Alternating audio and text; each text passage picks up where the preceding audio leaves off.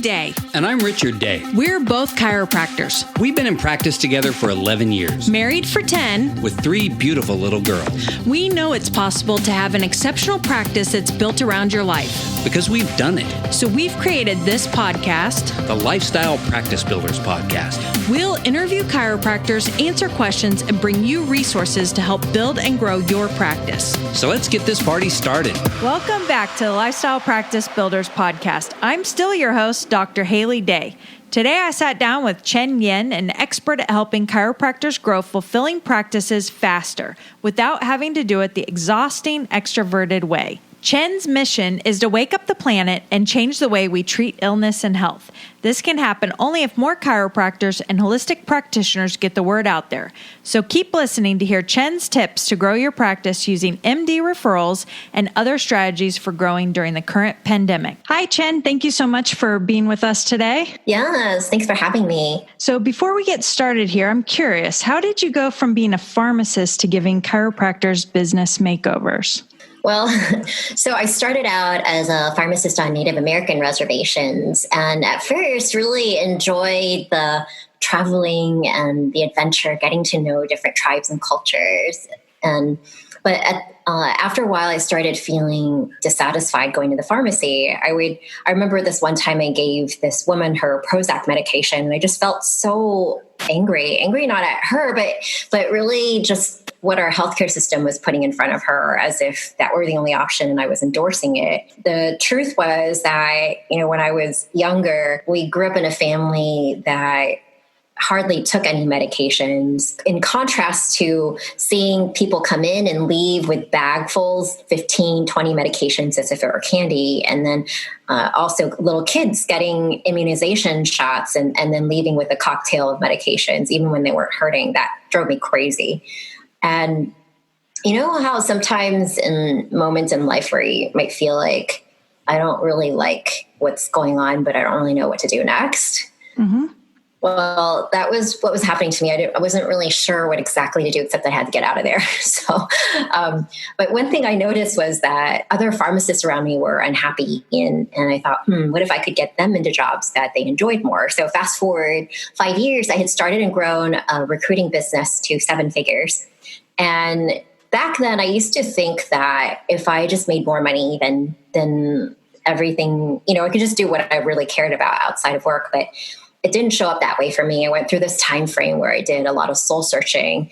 And on the other side of it, I realized, I need to stop pretending. There's just still a big part of what I was doing that was primarily selling my soul for people to be on drugs. And I think that chiropractic and other holistic options are so much better than what a lot of people actually know about that's available to them. And a lot of people, it's so much better now than it was before, receptiveness to chiropractic and other holistic options, but it's still not happening quickly enough. And I don't think that it's going to be, the drug companies or insurance companies or government changing things. It really starts with chiropractors and other holistic practitioners also really, really getting the word out about what you do. So people are asking for it. And I think that's when things will really change.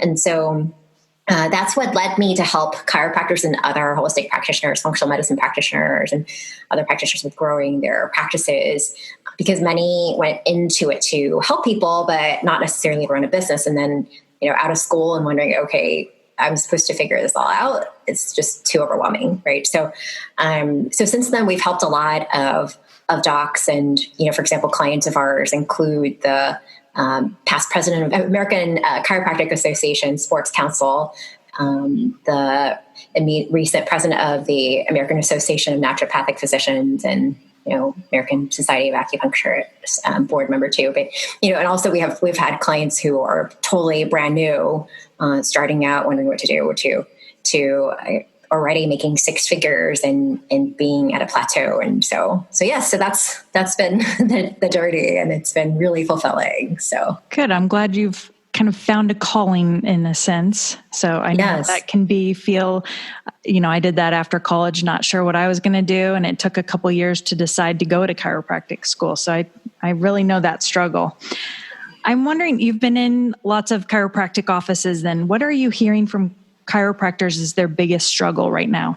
So there are a couple things that I'm hearing right now is certainly needing more new patients because, even if people are coming back into the practice, some practices are experiencing more of a dip since this whole COVID thing. And then hearing that money is tight as well, that I can't afford it, or, things like, well, I haven't been out of work. I have been out of work for a little bit. So, just thinking more twice about the money. Another thing is also from newer docs and those graduating right now, starting a practice in this climate, how do you generate interest when you're just starting out and you don't know anyone in the area?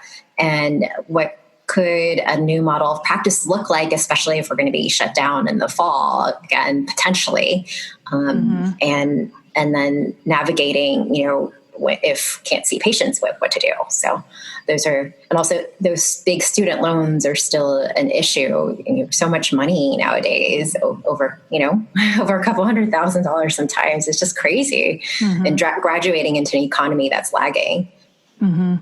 Yeah, my husband and I graduated during the housing crisis. So, and that was not an easy time either. And I think with this, not knowing when, how the whole COVID's going to play out is a hard thing. Where do you see things going? Any predictions about long-term impact of COVID on practices?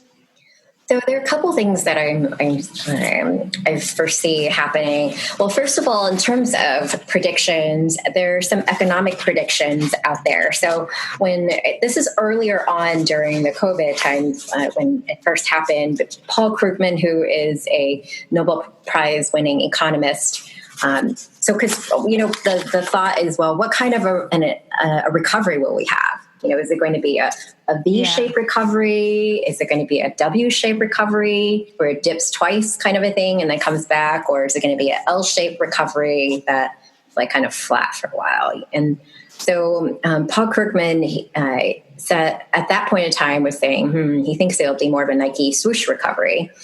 And lately I've been hearing more from economists and analysts about maybe it's more like a W recovery or maybe even an L recovery. So, it's unpredictable. And regardless of what kind of a recovery we have, I think there are a couple things that will likely happen. One is that people are going to be more tight on their spending, but then people who have the money will still also have the money to spend. I mean, even, for example, when you were talking about the downturn that you've experienced when you had graduated. So during those times, people who had the money still had money. And in low recession times and Great Depression, even people who still had the money had them. And then another prediction I have is that there will be more competition with social media and online advertising.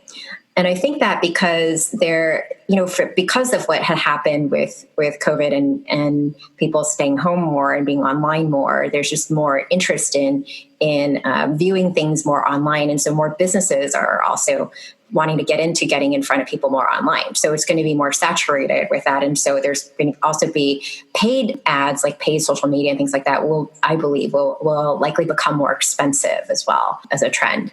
And then, so what that means is, it would be helpful to have other avenues to bring in patients in the practice and not just depend on, paid advertising if that's a big part of what you might be doing currently. Another thing that I'm noticing is that in terms of what I foresee is that I think there's going to be a demand for a niche in that, certainly was there before, but it wasn't a big, I wouldn't say it was a big part of a lot of chiropractors' practices or big specialty.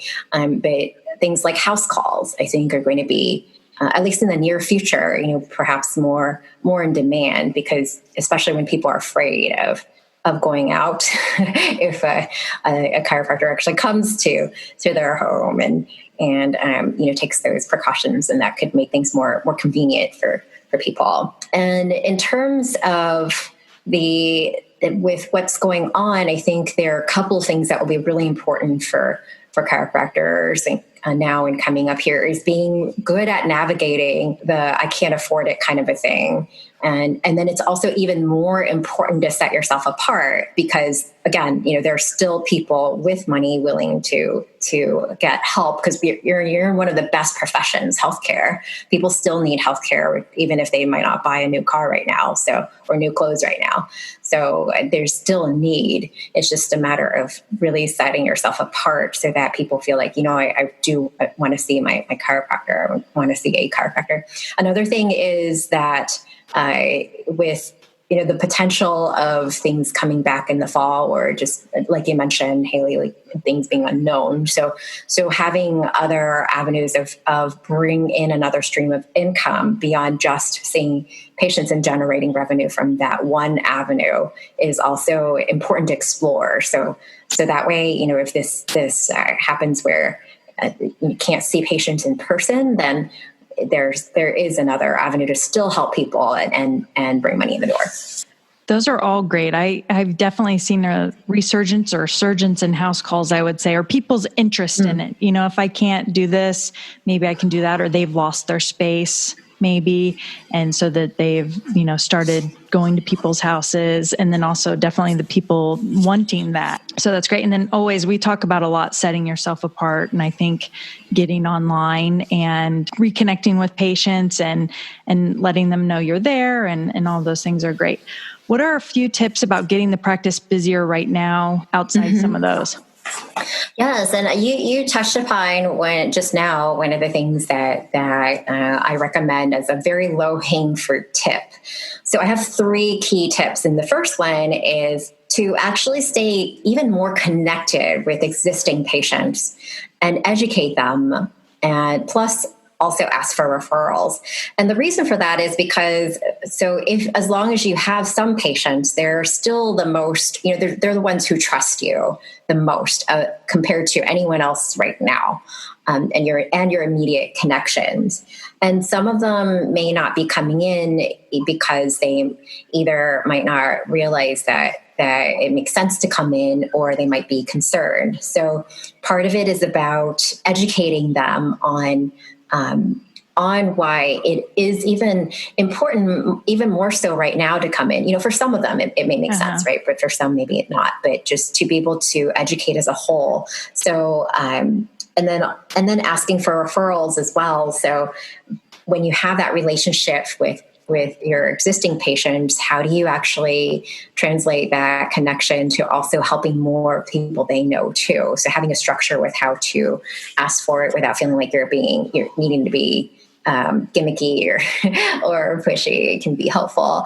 Now, as far as a few key immediate strategies that you can use right away would be sending something like, whether it's email, texting, or social media, sending things about, whether it's educating about why it's important to come in right now, a topic about that, and then the protective measures you're taking at your clinic. Also address the most common concerns people have about coming in. So sending a series of emails that talk about that, and then including a call to action in the email. So for example, here's a call to action from the Consistent Patients Formula for Introvert. So one is book your such and such, appointment now about that health issue you've been putting off getting checked out, or book such and such now about that health issue you've been ignoring because you haven't had the time.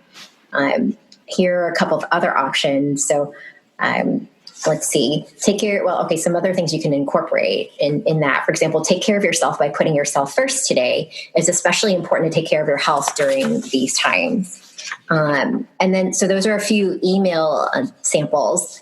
And then a few text samples are, and one great thing about texting is that more people are actually opening texts now and checking their texts compared to email. Mm-hmm. And, but a mistake that I see a lot of chiropractors make when they are doing texting, if they're doing it, is to, it might feel a little too mass texting, right? Like, what do we do when we get a mass text? It's like, oh, ignore it or look at it later. So instead of that, something that is more personal, something like, I've been thinking about you, excited to share that we're open. How are you? Or maybe if you've already been open, or if they, after that first text, you could send something like, it's time for a tune-up, or it's time to book an appointment.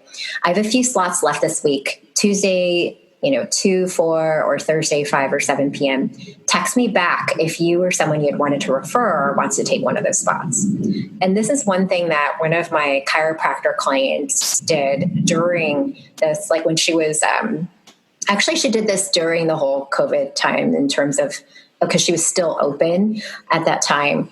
And then when she would have cancellations during the day, then she would actually text something like this out, and she would get those canceled appointments actually filled up more by doing this. And notice that in this particular texting script too, notice it says, text me back if you or someone you had wanted to refer wants to take one of those spots. So, sometimes, did you know that 89% of people who are satisfied with your services are willing to refer, but actually only 29% actually do refer, because this is something that was done in a study once. And why do less than half the people refer? It's usually because of one of 3 reasons. And one of them has to do with not being necessarily forefront of in their mind, right? So, or maybe having, given the referral, but then that person needs to hear it a few times before coming in. But when you do something like this, whether it's now or beyond COVID-19 times, this simple texting script that I just gave can bring more patients in the practice, when you're having a slow week. Yeah, I think all of us are craving connection right now and talking, and we're talking to more people. I feel like reaching out to family members and friends to make sure they're doing okay. And something like that might come up. So it is always nice to ask for the referral. Another thing that we found useful is supporting local businesses and helping promote them. And in that, they're helping to promote us. So I think everyone's trying to help everyone out so that we can stay on top of the economics of COVID. Yes. Mm-hmm. I think that's great that you bring that up with the collaborating and helping each other out. And yeah, and it comes from a very genuine place to boost their post or bring it to your audience's attention. And then a lot of times they'll share it back. So what other strategies that are working well during this time do you think are for your clients? Mm-hmm. Yes. So I will share that now. And before that, I also want to make sure, because I thought about, these templates and things that I'm giving out, and, instead of furiously writing it down. So I thought it'd be helpful for your listeners to, if they want it, to be able to download it. So let me give a link out. And so for those of you who want the email, texting, and I also have social media, a few social media templates that you could literally just swipe, in terms of get ideas from and incorporate in yours. And so you can go to introvertedvisionary.com/lifestyle practice. So introvertedvisionary.com/lifestyle practice. And as far as other strategies, so another strategy that is working really well for our clients right now is to actually have referrals happening from medical doctors and other holistic practitioners and health practitioners. So this is something that for one, let's talk about MDs. MDs have thousands of patients in their practices. And many of them have patients who aren't being helped right now with just pills and surgery. And you have such an opportunity to help their patients. And when they have thousands of patients in their practices, actually sending you 3, to 5 referrals, even a couple referrals a week, it's such a reasonable thing. And they do have a need for it. And they are willing to refer if they actually know about you and trusted in you, because they're always looking at how can I get good outcomes for my patients. It's just that their toolbox is more limited because they've been primarily trained on diagnosing really well and then giving drugs and surgery is the typical model. And so the other thing is that patients are asking for other options too. So I remember seeing a college thing that was printed out about their findings from a Gallup poll. And it was like, 50% of people have tried chiropractic in the States. And so more people are trying chiropractic and people are asking for other options. So, and then another thing is that there's going to be a huge shortage of MDs by 2025. And they're published things out there about this, and it's just a fact, that it's bound to happen. And so with, for example, this, I have to look at the time frame of these stats, but I remember seeing a graph of just even looking at one sliver of the kinds of patients that chiropractors help with, and it's just one little sliver, because I know y'all can help with even more than this, but just in terms of pain wise, there's like 65.4 million visits a year with I think it was just with back pain. So then there's just, my point is there's a need. And the nice part about this is that when you set things up once, you could, and get that relationship going, you really only need a handful of people who are your biggest champions. And you could be getting referrals for even years to come. And doctor referrals are often a much better way of growing a practice, in the sense that compared to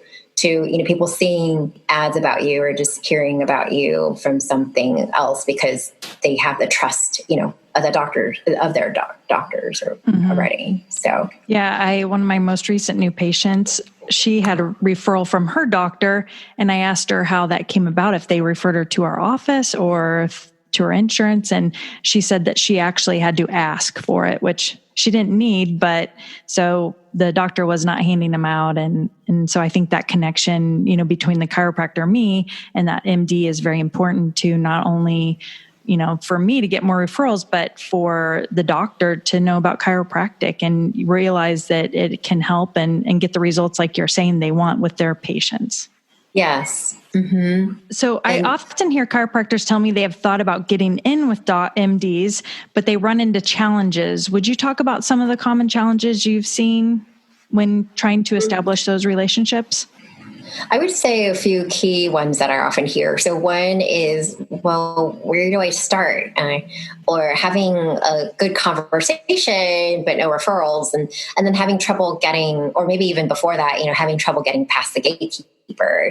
I think one of the most common things I hear too is feeling intimidated or think that it might be too much work to get going, so then they never try. But the truth is, I have clients who have full practices primarily from doctor referrals. So it's definitely doable. And, quite honestly, even especially during the COVID times, I would say some of my clients who continue to be busy during those times, it was because of things they set up before, that they had a good solid practice of avenues of bringing patients in, including doctor referrals. So, and in terms of I would say some of the biggest mistakes that a lot of chiropractors end up making when they're trying to get in with MDs. So here are some of them that I often see. So one of them is sending a letter and sending lots of letters to doctors in the area, and why that doesn't work. I mean, just think about it. If you get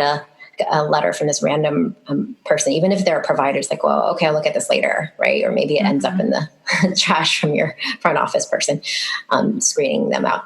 Another mistake is expecting referrals from mainly one conversation. So sometimes I'll hear from chiropractors sharing with me when they've tried it, and then they think that it doesn't work. And it's like, well, what did you do? Oh, I had this really good conversation with them, but I just haven't gotten any referrals from them. Right?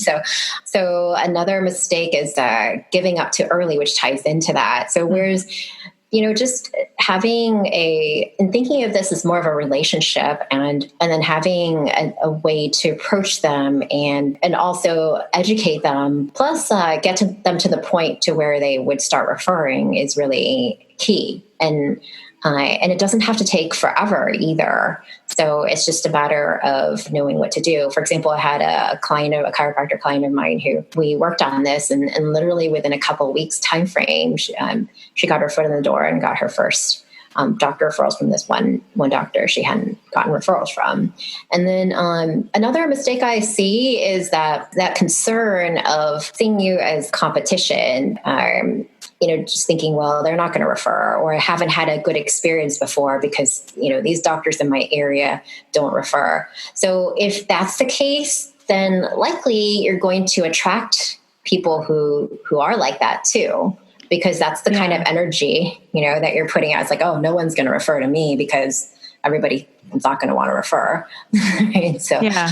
But if they've referred in the past, it just was to the wrong person, then they're more likely to refer to you if once they meet you and understand that you fit the criteria of working with them. And yes. Mm-hmm. Yes. And then there are it's true. A lot of doctors aren't, like a lot of MDs won't refer to chiropractors, unfortunately, and that needs to change, and we need to educate them so that does change. But we don't really need everybody referring either. We just need a handful of MDs who are your biggest champions. Mm-hmm. Yeah, I think we're making good strides in that. It's of course going to be slow, but I think there are medical schools that have chiropractors come speak and talk on chiropractic. And I think that's a good step in the right direction. I know it's not everywhere, but one here and one there is a good thing.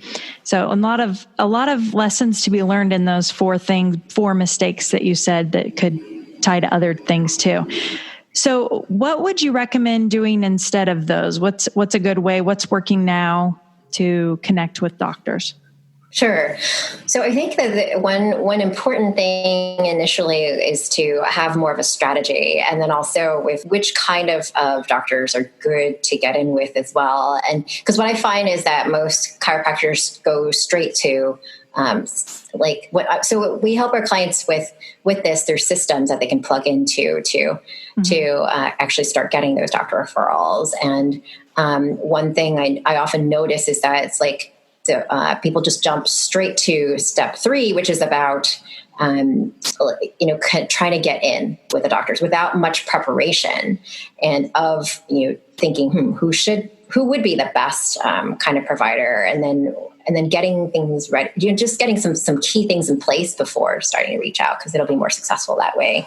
And so one thing is to think about for example, if you have more of an insurance-based practice, if you have more of a cash-based practice, then you may want to connect with physicians who primarily also accept cash. So it's just that won't end up being so much of a concern, to come see you.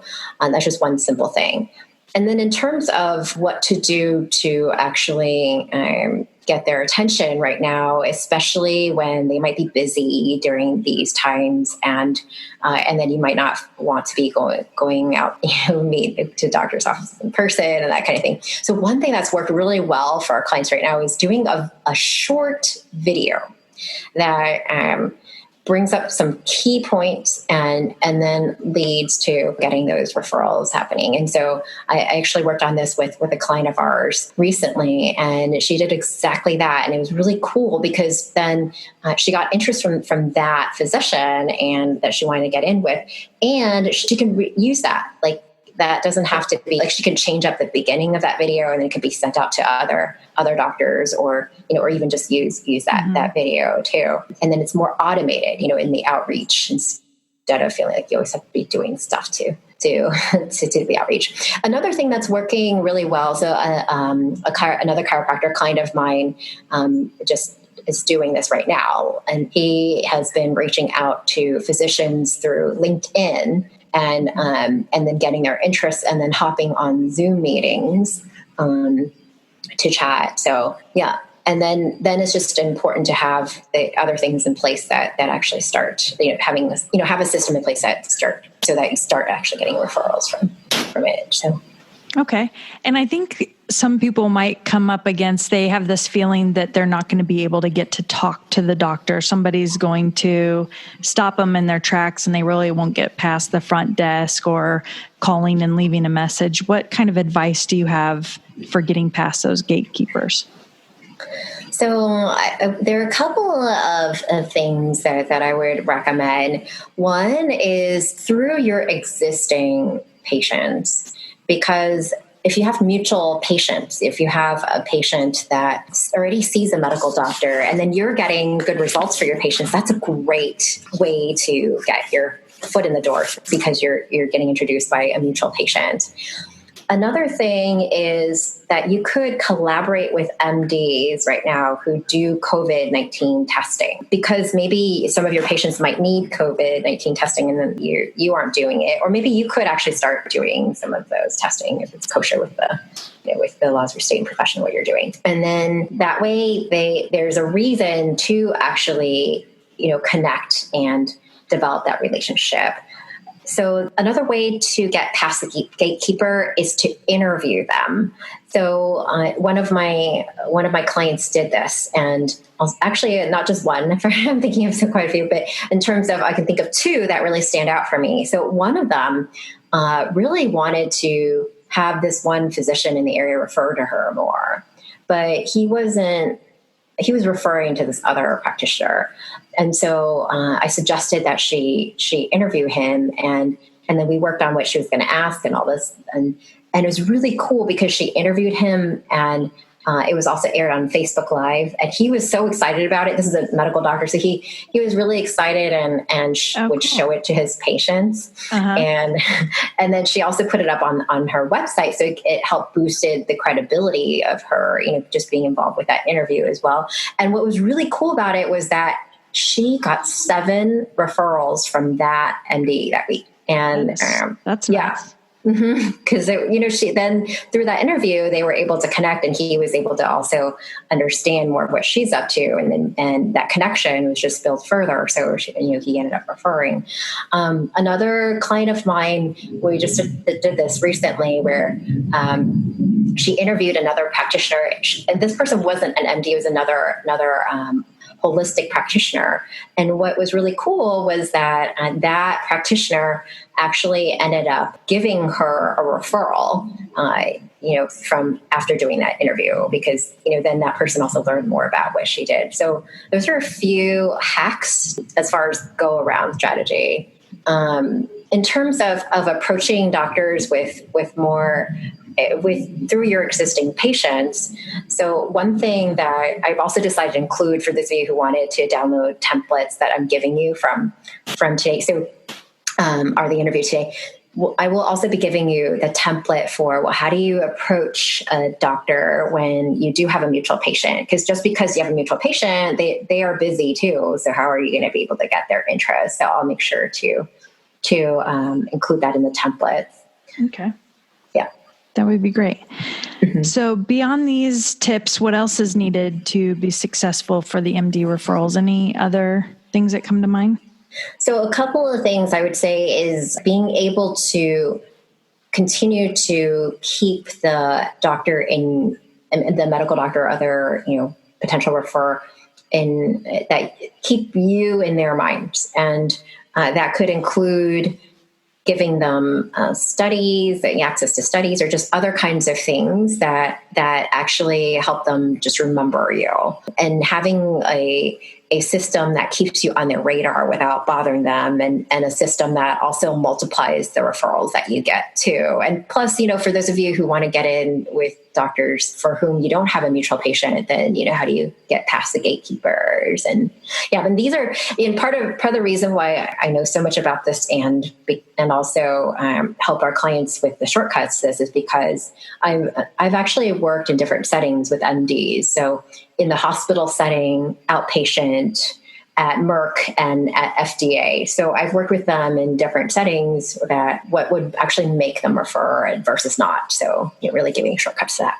Your perspective is appreciated by everyone because I think, we all wonder, how can we do that? What's the best way to do it? How can we do it without turning off the other person, the MD, and make it work for us? And for them too, I think it can be a mutually beneficial relationship. Yes, for sure.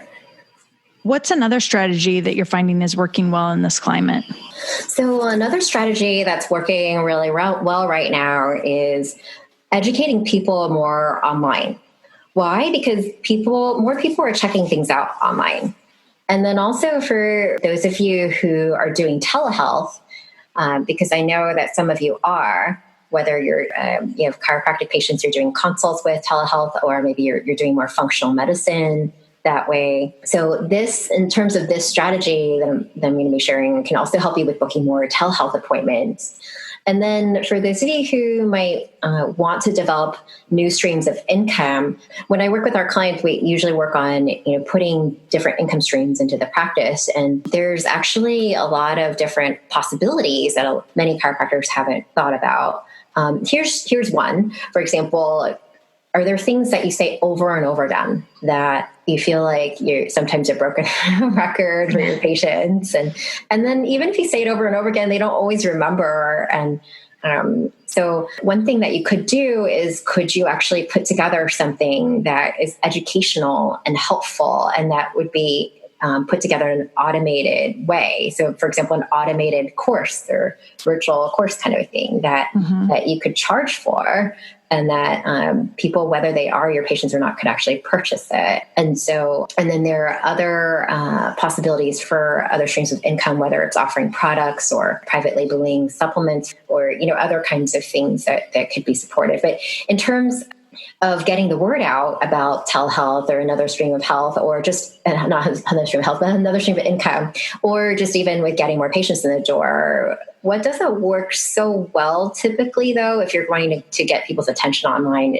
is what I was talking about before, which is, just ads, for example, or just social media posts. Why? Because there is more competition online nowadays too. So one thing that is really interesting is, if you think about, for example, Dr. Josh Axe, chiropractor, and has a multi-million-dollar business and online, and or Dr. Mark Hyman, functional medicine, or Dr. Alan Christensen, he's actually a New York Times bestselling author and helps people with more hormone-related kinds of things. So what do these practitioners have in common? They all speak. They started their businesses with speaking, and they are still speaking even when they have this huge online presence. And as a matter of fact, I have a client of mine who used to see Dr. Josh Axe in his practice. And he said, oh yeah, I know he built his practice by speaking. So in terms of speaking, what can you do with that? If and also why is that so effective? I think it's because, when people aren't coming, it's because they don't really know how you can help.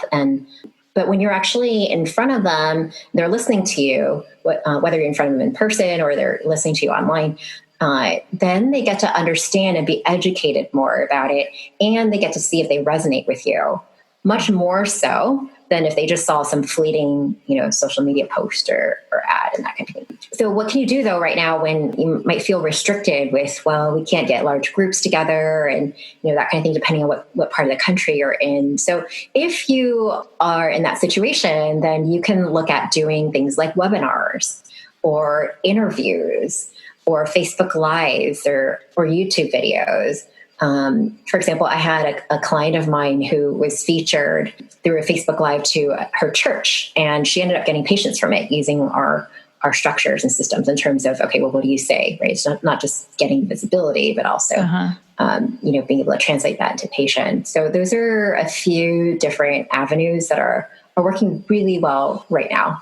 And there's one thing I also wanted to say too about the speaking side of things. And then what's really key about that working is then also, so what I recommend is having a talk in place that is one main talk, like a signature talk that you can use over and over again. So it's not like every time you're speaking, you have to feel like, oh my gosh, I have to go and create something. And it just, but instead you just create one signature talk that has been created for the purpose of not only educating people, but also inspiring them to either book with you to become patient of yours or with whatever it is that you're offering from the talk. And then something that could be adapted for, in things like interviews. And then the other thing is just, where to get booked and then also having the systems that support getting the referrals coming in. But it's totally doable. I have clients who are continuing to get new patients right now because of doing this. And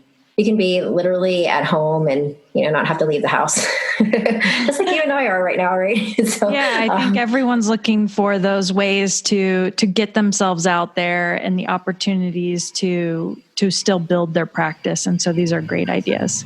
So appreciate you being on here. Can you tell us how the listeners can get a hold of you or connect with you? Mm-hmm. Yeah, definitely. Yes. So, and then as far as taking this further, you can go to introvertedvisionary.com/lifestyle practice. And, for those of you who are in a place where you are feeling like you are just slow right now and want to be busier, or especially because of these times, or just that is just slow.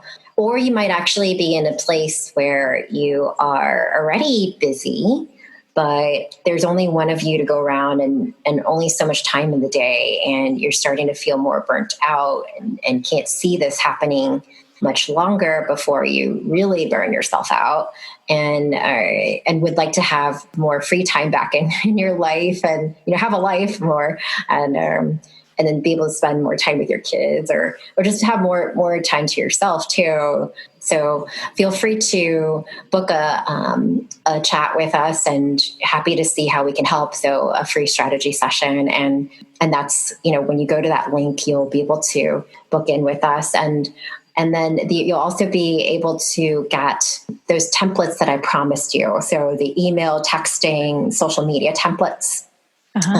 You can use right away to bring patients in now. Also, we talked about the I can't afford it thing that some of you may be hearing more of lately. So we have an Introverted Visionaries 6 Figures Plus Mastermind, where we're helping our clients go from 6 to 7 figures, and in a way that's like it's more introverted versus having to always be putting yourself out there kind of thing, right? So, and so in that mastermind, we actually got together once, and everyone wrote down some of the things that they're hearing from patients about why they're not wanting to come in right now, and then also put in there how to address it that's been working. And I've also added what I've seen has been working for clients too. So it's in that template. And then the doctor referral script that when you want to approach a mutual patient to get your foot in the door with interest from a medical doctor to refer. So I'm going to include those templates that you can just download and use in your practice to help you bring patients in quickly. And so I'll give that link again. It's introvertedvisionary.com/lifestyle practice. And I look forward to giving you insight and into your practice and growing it more effectively. So I think those are all very helpful. So I hope everyone visits. We'll have the link in our social media and in the blog post for this episode. So thank you so much, Chen, for being on today. We appreciate your help and appreciate you for helping support our profession. Thanks again. Yes, thank you so much for having me here today. If you enjoyed this podcast episode, please share it with your friends on Instagram and Facebook. And for those of you who are already subscribers, we really appreciate it. Thanks for the reviews. We love reading those and knowing that you're loving the podcast. If you're looking for more tips and inspiration, be sure to check us out at lifestylepracticebuilders.com or join our business and marketing Facebook group for chiropractors at facebook.com/group/lifestylepractice.